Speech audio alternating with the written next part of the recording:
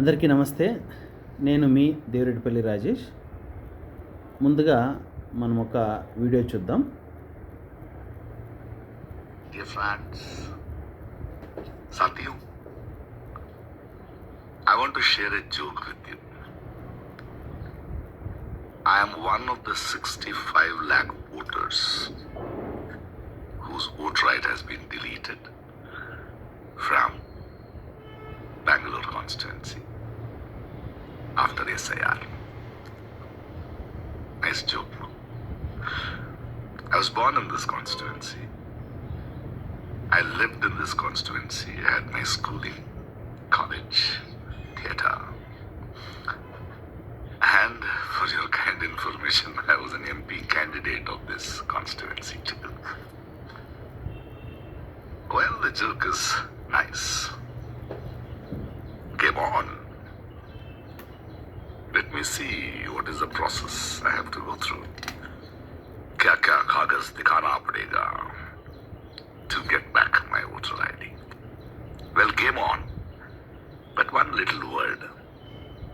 My friend, you can use your powers to deny few of the citizens the right to vote who may not elect you. But can you stop us, my dear friend, from our power or bringing you down? Just asking. Bye. Dear friends. విన్నారు కదా, వీడేమంటున్నాడు? Game on అంట. వీడి vote బెంగళూరులో తొలగించినారు.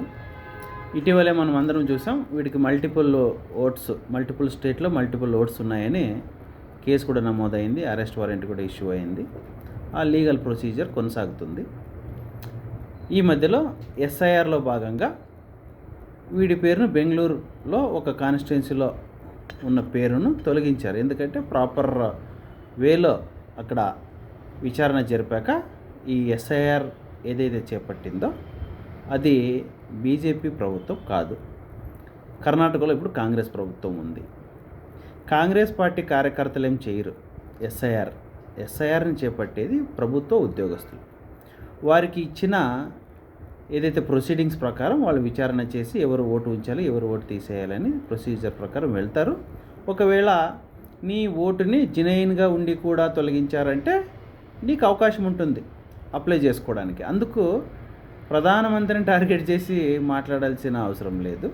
ప్రధానమంత్రి నీ ఓటుకి కుట్ర చేయాల్సిన అంత అవసరము, సమయము వృధా చేస్తారా? ఆఫ్టర్ ఆల్ నువ్వు బెంగళూరులో ఎంపీగా పోటీ చేస్తే నీకు డిపాజిట్ కూడా గల్లంతయింది. అక్కడి నుంచి పారిపోయావు. తర్వాత ఆంధ్రప్రదేశ్ రాష్ట్రంలో సినిమా ఇండస్ట్రీలో మా అసోసియేషన్ ప్రెసిడెంట్గా పోటీ చేసి డిపాజిట్ లేకుండా ఓడిపోయావు. తర్వాత నీ ఉనికి కోసం రకరకాలుగా దేశద్రోహ మాటలు మాట్లాడుకుంటూ, హిందుత్వం పైన విషం కక్కుతూ, నీ సొంత మతాన్ని దాచిపెట్టి హిందూ మతం పైన అదే పనిగా ద్వేషం నూరిపోస్తూ ప్రతి చిన్న విషయానికి మోడీ గారిని టార్గెట్ చేస్తూ మాట్లాడుతున్నావు. గేమ్ ఆన్ అంట. ఏం చేయగలవు నువ్వు? ఏం గేమ్? ఆఫ్టర్ ఆల్ నీ ఓటు తొలగించడం గేమా? ఇప్పుడు ఫ్రీగానే ఉన్నావు కదా, గేమ్ ఎప్పుడో స్టార్ట్ చేసావు కదా. ఇప్పటిదాకా అంటే ఇంకా నువ్వు గేమ్ స్టార్ట్ చేయలేదా? ఇన్ని రోజులు హిందుత్వం తిట్టే ముసుగులో మోడీ గారిని అనరాని మాటలు మాట్లాడావు. నీ గేమ్ పాచికలు పారలేదా? కొత్త గేమ్ నీతో ఆడాల్సిన అవసరం ఎవరికి ఉంటుంది? నీకు అసలు సిగ్గు సరం ఉందా? నువ్వు ఎక్కడికి పోయినా అక్కడ అట్టర్ ఫెయిల్యూర్ అవుతున్నావు, అట్టర్ ఫ్లాప్ అవుతున్నావు. అయినా నీకు సిగ్గు రాలేదు. ఏం బతుకురా ప్రకాష్ రాజా అనేది.